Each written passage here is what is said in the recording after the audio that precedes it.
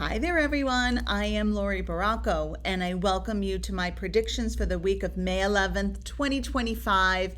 And I want to start by wishing all the moms, the mother figures, whether you are a mother or nurturer for humans or fur babies or your friends or family, wishing you all a very happy Mother's Day, and thank you for all that you do.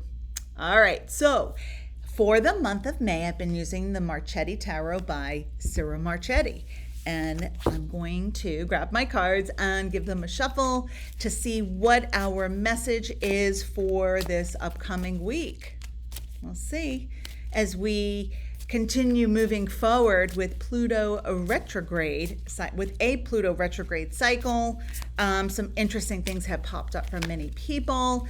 And I recorded here's a card right here. I recorded a podcast on the topic. So if you could go to the Mystic Lounge on Spotify as well as the Apple Podcasts and give it a listen. Hopefully it will help to support you at this time.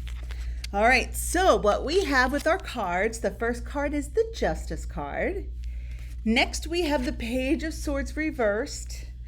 And then we had the card that dropped out, which actually was the Tower reversed. And so in alignment with the energies of Pluto being in a retrograde cycle, we do have some coyote shenanigan energy, and where there may be no rhyme or reason why some things are kind of chaotic this week. So, looks like fun. Looks like a good time to me. Not. However, just be mindful. So sometimes it helps if we're mindful of the potential influences that may be kind of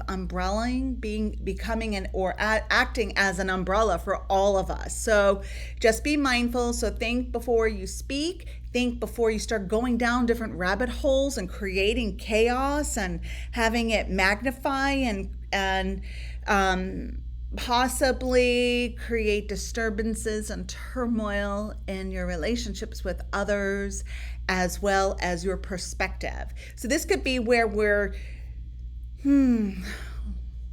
supporting a belief system that really doesn't have a factual basis, and maybe I can explain a little bit more, so expand upon it. Maybe there's a belief system that has been created and magnified based upon some of your shadowy stuff, the triggers, the old experiences that we're carrying over to the current circumstances and making something out of nothing, right? Creating all of this chaos. And so Spirit advises us to go within, always go within and sort through what's going on. Like, why am I creating this? Does this bring me happiness and joy? What is the end game for me? Is it that I'm tired, I'm grumpy, I'm hangry? What's going on? Let me go turn inwards to see what's going on, and then kind of tweak some things and work through it, and maybe put ourselves in timeout intentionally so that we can sort through it